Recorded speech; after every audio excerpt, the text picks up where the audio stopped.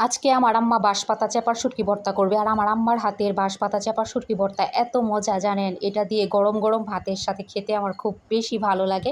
এই যে আম্মা সবসময় কী করে, পাটায় বেটে ভর্তাটা করে। আর আম্মা বলে যে পাটায় বেটে ভর্তার যে স্বাদ, এটা অন্য কোনো ভর্তায় পাওয়া যাবে না।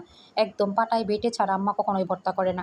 বেশি করে পেঁয়াজ রসুন কেটে শুকনা মরিচ তেলে ভেজে একদম গরম গরম পাটায় বেটে তারপরে এটা করা হয়।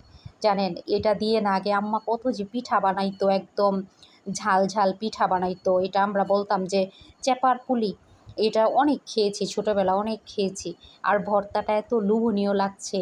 আর আমি সবসময় এই ভর্তাটা অনেক বেশি পছন্দ করি। আর বিশেষ করে আগে সকালবেলা পান্তা ভাতের সাথে এই ভর্তাটা অনেকবার খেয়েছি। মানে ফাইনালি আপনারা ভর্তাটা দেখবেন কত সুন্দর। আর আমি কিন্তু এটা পাটায় ভাত মুছে আমি খাই। পাটায় ভাত মুছে এটা শেষে আমি খাবই, না খেলে আমার চলবেই না। আর মুখ দিয়ে তো আমার একদম পানি চলে আসছে দেখে, ভর্তা করা দেখে। তারপর একদম ঝাল ঝাল ভর্তা খাবো, চোখ দিয়ে পানি পড়বে, নাক দিয়ে পানি পড়বে, তাহলে ভর্তা খাওয়ার সার্থকতা।